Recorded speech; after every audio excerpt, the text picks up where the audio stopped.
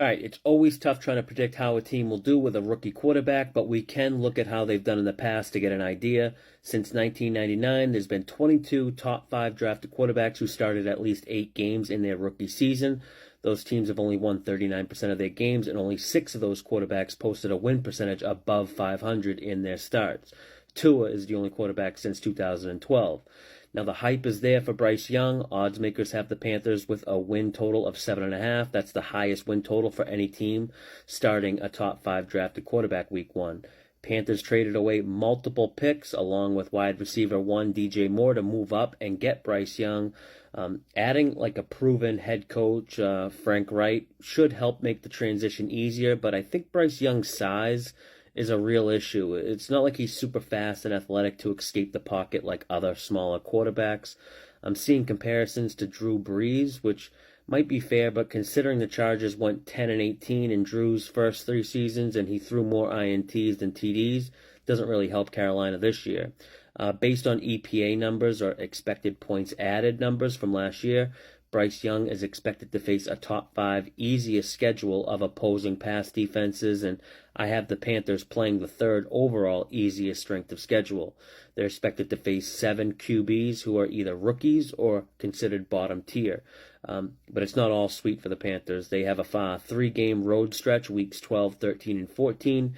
They're one of only 5 teams that have 3 straight road games with no bye week in between. Since 1999, teams on the last leg of a 3-game road trip without a bye week and are underdogs are just 44% against the spread and have only won straight up 26% of the time. That could be a strong spot to fade the Panthers versus New Orleans.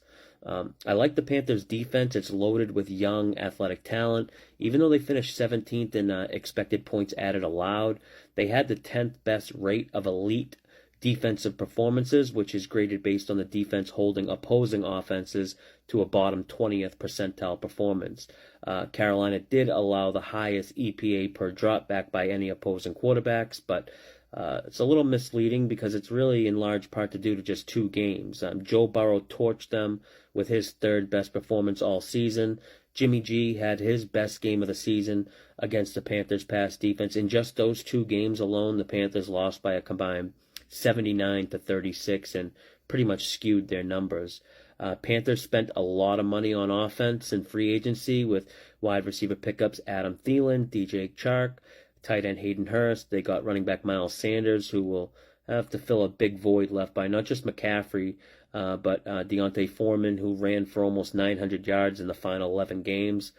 Panthers finished as a top 8 running team, which anytime you have a solid running game like that, it means the O-line is doing something right, and the Panthers' offensive line is pretty underrated. They allowed the 2nd lowest number of pressures in the NFL.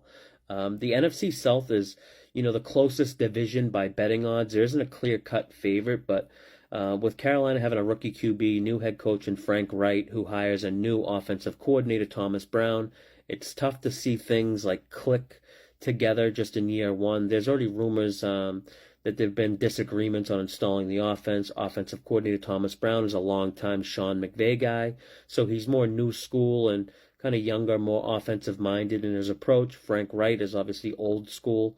Frank Wright has the upper hand, of course, as the head coach. He said he wants to call the plays, and I think he's unwilling to give up the play-calling duties. Even though you'd think a team that ranked 29th in overall offense a season ago, you'd probably want the Sean McVay guy, Thomas Brown, calling plays. But Thomas Brown has said all the right things in interviews about creating chaos for opposing defenses with shifts, pre-snap motion, and changing tempo. In a recent interview, he said, "I don't care about balance. It's do whatever it takes to win. Throw it 40 times in a row or run it 40 times in a row. Whatever it takes to build leads and win." End quote. Old school guy like Frank Wright might not agree with that approach, but I wouldn't argue with a bet on Carolina to win the division. Seems like that division is just really up for grabs. But that's it for the Carolina Panthers. Thank you for watching. For more info and bets I'm making on a daily basis on all sports, you can join the Betting Network Discord community. Invite link is in my bio, or follow me on IG and DM me with any questions.